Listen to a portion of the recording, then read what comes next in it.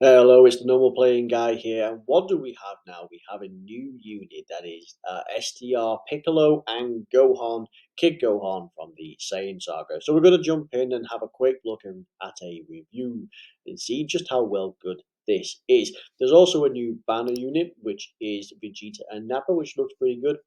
We shall check out Piccolo and Gohan first, as there's a lot to talk about. So let's go in. So we have a bond of master and disciple, or Saiyan Saga, the 170, with the Earthbred fighters catching out for the additional 200. You know, that's actually pretty good.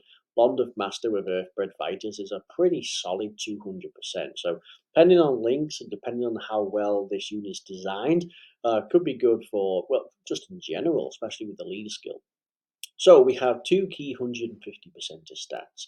We're talking coming in at 55%, 9,000 defense, which is pretty good, 12,500 attacks, pretty solid, and a decent amount of HP. So overall, a pretty tanky unit, actually. That's pretty decent. You get an additional 150% to attack, the less HP, the greater the boost. So with every 10% less HP you're missing, you get 15% attack. You get an additional 100% to stats on super attack, so that doubles, by the way, so that essentially becomes 300%. Your super attack effect greatly raises for the turn. You know, this is shaping up to be a very defensive unit. So we reduce damage by 40% if HP is 70% or more when receiving an attack as the first or second attacker in a turn. So annoyingly, that's as an attacker. So if you're in slot 1 and you get hit first, that does not count. However, slot 1 or 2, when you attack, then you're good. So you want to say slot 2 because you're guaranteed to go first, of which you get 150%. It doubles, and then you get 50% on top of that, with 40% damage reduction. Bond of Master and Disciple or Saiyan Saga appears to get two key 30% to stats, with the key coming in really nice. 30% to stats is always nice. I'd imagine by now Bond of Master with Earthbred doesn't strictly need the 30%, but hey, difficult content, you're more than welcome. Superclass allies get an additional one key 30% for 3 turns as the third attacker. Okay, that's pretty good. So you have some defensive viabilities in the second slot, and you have a decent support. You have three key 60% to both attack and defense in slot 3. You know, honestly, you probably just rock them in slot 3 for the insane amount of key and support. And now at this point, the key probably overrides the amount of attack and defense. So HP 70% or less from the start of your turn, or from the 7th turn, you revive with 70% HP recovered, and then you exchange, which is pretty good. And then you got to be KO'd. So in order to get that, you've got to be under 70% and then get the KO, and that's with from the 7th turn or with the Kid Gohan. So that's pretty good. So you will revive. So to be fair though, 69. If you entered the turn with 69 HP and you died, that's pretty bad. I mean, something's gone wrong. However, it would allow you from anywhere lower than that to have an exchange, which is pretty good. It's hard to see. I mean, the problem with that is if you're floating this unit off because, well, you're getting 60% for superclass allies with 3 key, then you'll have less chance to see this. However, if you kept him in slot 2 because you got the 40% damage reduction alongside this, which additionals would be quite powerful, then yeah, you could probably see that. However, I still state that if you have 69% or less HP and get taken out, something's gone wrong. Remember, coming in with 9,000 defense is pretty good. Coming in with 1 dupe is 10.3. Actually, it's a solid amount of attack as well, 14.6. So you shouldn't really be taken down. It would take the most damaging events. So let's have a look. So we do exchange. So yeah, of course, if you get taken out from the 7th turn, or if you enter the turn with less than 70% HP, we transform into Kid Gohan, or rather we just tag out, right? So let's have a look. So we get 2 key 150% still. We get an additional 100% on super attack still. And if you're over 59% or more HP, you get quite a lot of attack more. That's okay, so it's pretty good. 300% attack and defense, and a guaranteed crit and 12 key for the first turn. Wow. So I suppose that's supposed to mimic how Gohan's always had that burst of rage and anger, because you're getting 12 keys guaranteed super no matter what, along with 300% attack and defense with a guaranteed crit. So that opening turn, and then it appears to be once only, for that opening turn, oh, that's insane. Because think about this: you get 150%. That turns to 300% on super attack, which in turn you get an additional 300%. Your super attack massively raises. That's a one. Wow. So you're immortal. So you're going to do like 20 million and you're going to be immortal for one turn. 100% on top of what? 150 you get, so that's 300%, plus you get this on super attack. So you're actually getting 900% plus you're doubling. So you're getting 1,800% stats, by the way, and then a little bit extra in attack. Wow, that's a really ridiculous number. By the way, this is all from base, which is really ridiculous. It's a factor of 18%, 18 times. Super effective against all types from the third turn, so you got to wait afterwards. Superclass gains 2 key, so that's nice. Considering the Bond of Master team, then yes, still given 2 key is nice. 70% chance to crit against the Pure Saiyans, that's nice. You evade all attacks for 1 turn, and a high chance of dodging from the third turn when there is a Goku on the team. So, wow, okay, so talk about broken. So when this kid Gohan appears, you're getting a factor of 18, so like nearly 2,000% extra on top, right? Because you're getting 150, which doubles, which then triples, which then doubles. This is insane. Whilst also having guaranteed crits, guaranteed dodge, and then of course, from then on afterwards, you still have a 50% chance to dodge. Yes, you got to have a Goku on the team, but again, Bonder of Master or Saiyan Saga of Earthbred, the chances of a Goku being on the team, yeah, that's just gonna happen. Especially considering that Piccolo gives 60% to Superclass, then that's gonna be yeah, massively raises attack and defense. So I think additionals will be the way to go because Piccolo greatly raises, and this massively raises. This is an insane unit.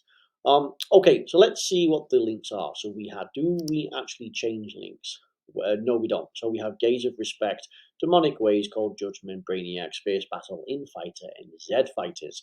So Gaze of Respect, you probably might not get too much because that will be with other Kid Gohans, maybe.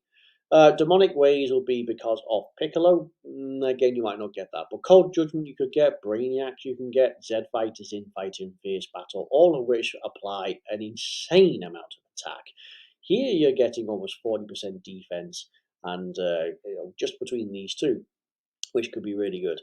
So Saiyan Saga and Earthbred Fighters, Bond of Master and Disciple, I can see this being a fairly good one. What I'm also seeing is Entrusted Will and Exploding Rage. I could see a really good one on this. Exploding Rage tends to be on the extreme class side, but again, considering that in slot 3 you gain an impressive amount of support, just throwing them on Exploding Rage or Entrusted Will or hell, even Join Forces, right, will allow quite a lot of more potent units or more capable or more decisive units, rather, just having that extra support, which could be really good. In the case of Joint Forces and Powerful Comeback, you can see other more higher tier caliber units that people want, being able to buff them by what presumably 3 key 60% stats is going to make them extremely powerful. Think about the lead for Powerful Comeback, which could be really good. Gohan itself is pretty powerful, right? So of course, yes, you work up well with powerful. It appears movie hero Piccolo coming in with Gaze of Respect, Brainiacs, and Z Fighter's Fierce Battle. So you're actually getting quite a lot of stats, actually. And he is actually fairly solid. Let's have a look. Piccolos, you can see across the board. This guy is actually pretty decent, right? So again, I'd imagine Demonic Ways is probably with this guy. No, but it is called Judgment. But look at the teams you can run on. Trusted Will, which is useful, so you could have him as a floater. Earthbred and Bond of Master. We go to the first guy, and it's going to be Earthbred and Bond of Master.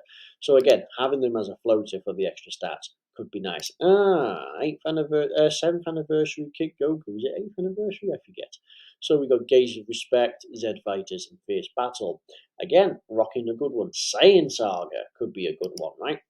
So a few good links. Ultimate Gohan plays a role into this. Some apparently Future Saga plays a role. Cold Judgment and Brainiacs. Okay. So does he actually change depending on so we switch to Gohan. Do the change based? No, because the links are all the same, aren't they? Yes. So pretty decent.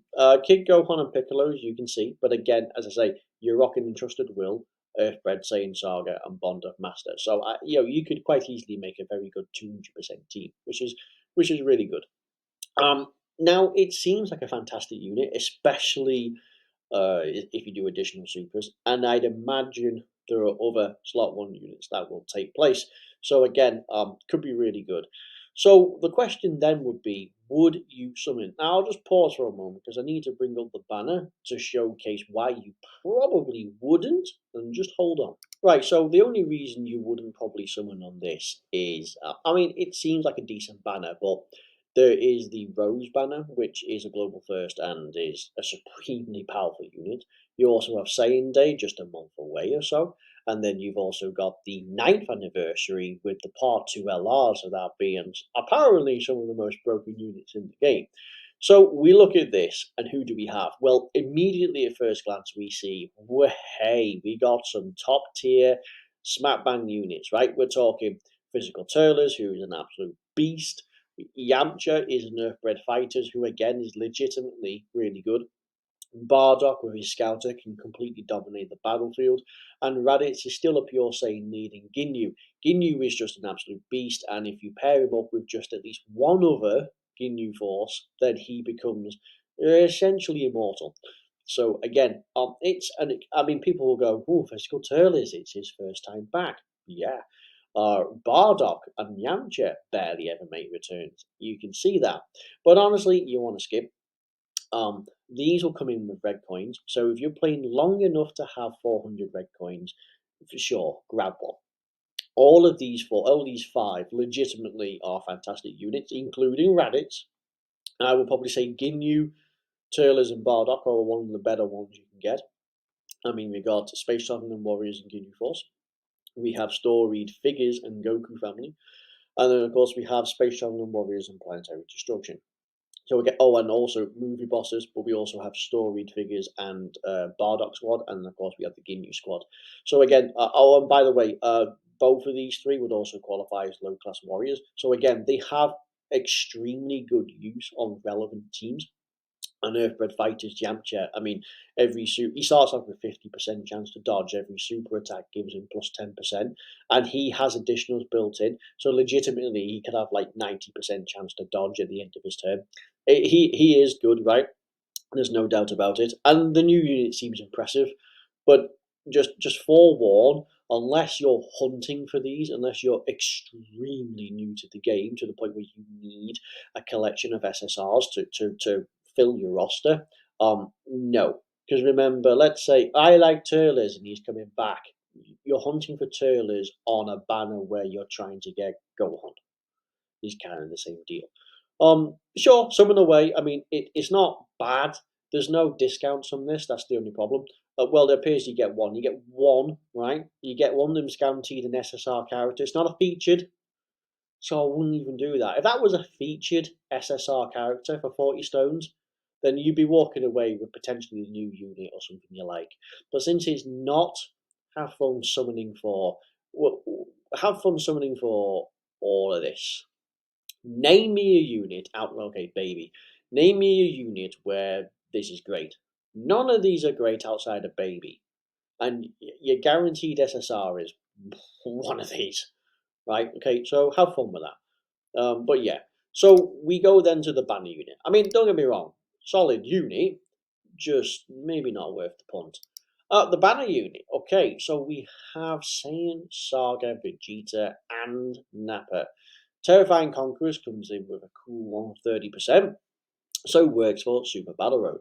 So yeah, you also have 150%, but no key. Okay, you get an additional 80% attack on Super Attack, your Super Attack effect, 30% to stats, and minus 30% to the enemy stack. So again, might actually just be worked out for Super Battle Road. We get one key up to 4, an additional 30% up to 120 with each attack performed. So that's just 4 attacks. Well, of course, you also get an additional attack that has a 70% chance to become a super attack, so there itself will build up, right? You're super effective against all types when you're in attack down or defense down. That's good because, additionals would help. So, you could do a super attack, you get stats, you lower their attack and defense. You then become super effective, but you're also helping to build up. So, by the end of your turn, you could have at least half of this. Reduces damage received by 30% as the third attacker is really good as a floater. Good because banner units generally are floaters.